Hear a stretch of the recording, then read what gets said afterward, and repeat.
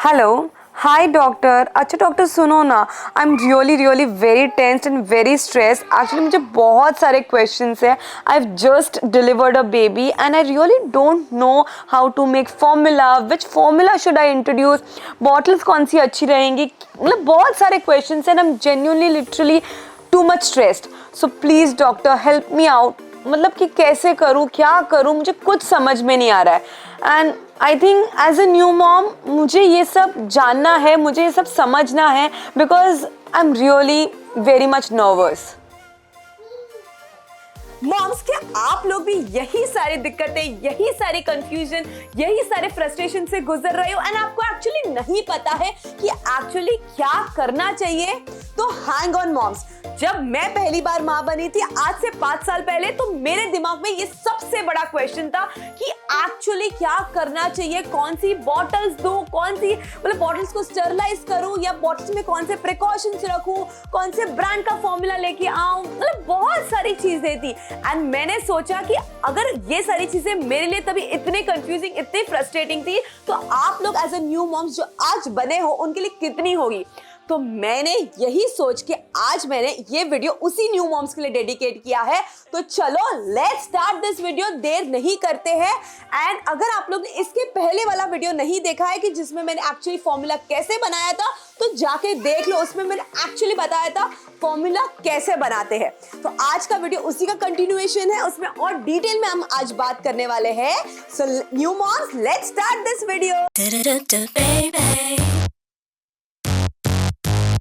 So moms, पहली चीज थी which formula to give to your babies.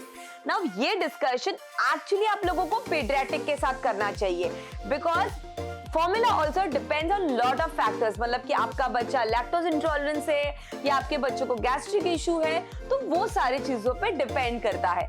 मैंने जो मेरे दोनों बच्चों को दिया है was Nan Excella Pro, but also lot of people even like Similac, Aptamil Gold, बहुत सारे अच्छे ब्रांड्स है and you can give, but always ask to your pediatric before giving a formula which bottle to use for your babies and क्या precautions लेना है। So moms, market में तो ढेरों ऑप्शंस अवेलेबल है बॉटल्स के लिए, बट ये एक और चीज पे डिपेंड करता है, ऑब्वियसली आपका बजट। नाउ मॉम्स, अगर आप लोगों को प्लास्टिक बॉटल यूज करना है, मेक श्योर आप एक हाई क्वालिटी का प्लास्टिक यूज कर रहे हो and which is a BPA free. तो ये चीजों का बहुत ज्यादा आपको ध्यान रखना है। मेरा पर्सनल फेवरेट है एंड जो मैंने पर्सनली मेरे दोनों बच्चों के लिए यूज किया है वो है फिलिप्स एविड। नाउ मॉम्स, अगर आप लोगों को प्लास्टिक नहीं यूज करना है तो दूसरा ऑप्शन है ग्लास बॉटल्स। ग्लास बॉटल्स में जो मेरा पर्सनल फेवरेट है एंड जो मैं रेकमेंड करूंगी वो है डॉक्टर ब्राउन। इसके अलावा भी बहुत सारे ऑप्शंस है मार्केट में।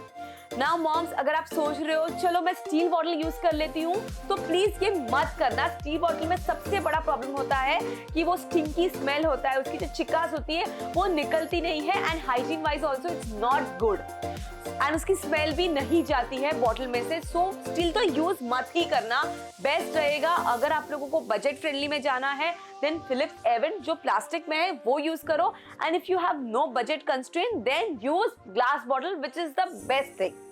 नाउ मॉम्स, एक और चीज शायद अगर आप लोगों के पीडियाट्रिक ने नहीं बताई है, तो let me share this with you कि आप लोगों को बॉटल 3 मंथ्स में मैंडेटरी आपको चेंज करना ही है।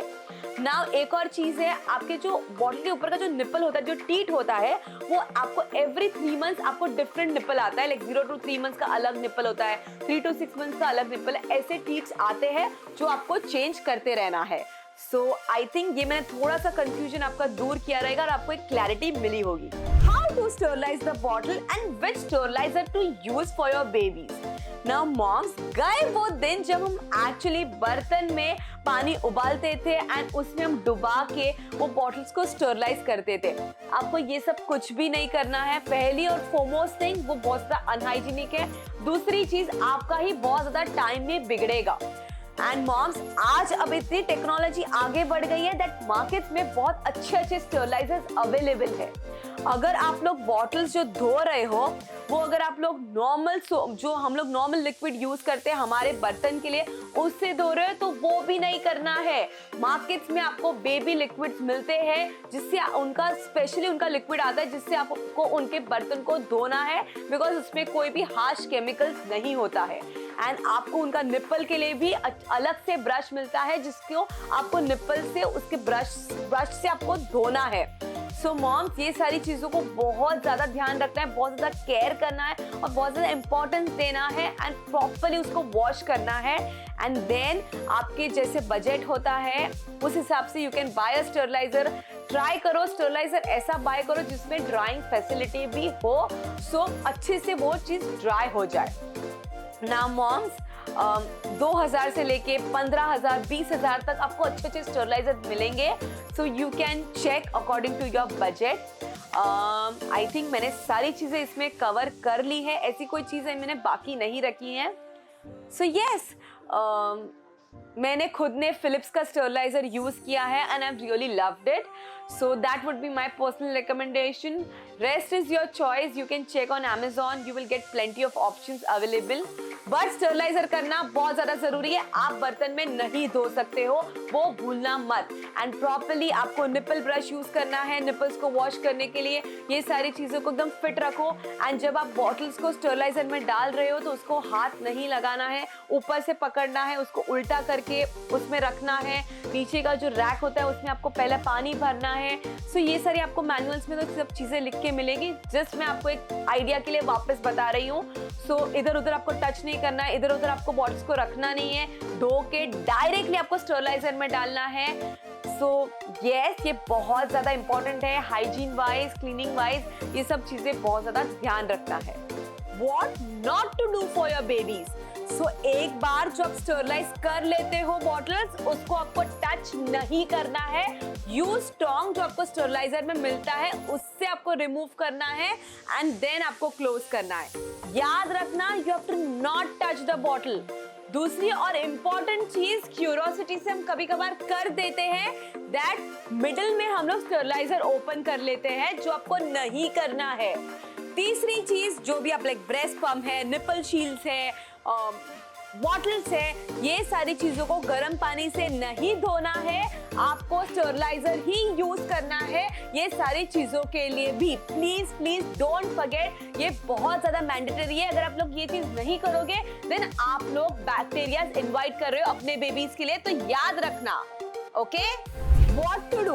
So moms, अगर आपका बच्चा 6 फीडिंग लेता है then make sure कि आपके पास 6 bottles हो। Use the first one after the last one is consumed to avoid any kind of oral infection, oral touch, because that is mandatory। आप सोचोगे कि एक बॉटल रखती हूँ 2-3 घंटे का गैप है तो सब मैनेज हो जाएगा, तो वैसा कुछ भी नहीं होता है। मेक श्योर आप बॉटल्स को प्लीज प्लीज अच्छे से स्टरलाइज कर रहे हो, because till 1 year milk is the main food, main nutrition for your baby। so उनका ये एक्सपीरियंस एकदम अच्छा होना चाहिए, उसमें कोई कॉम्प्रोमाइज ना हो। सो आई थिंक आपको ये वीडियो आज का पसंद आया होगा। अगर आया हो एंड आपको यूजफुल लगा हो देन किसका वेट कर रहे हो, जाओ एंड मुझे सब्सक्राइब करो और ढेर सारा लव दो। So see you in the next video.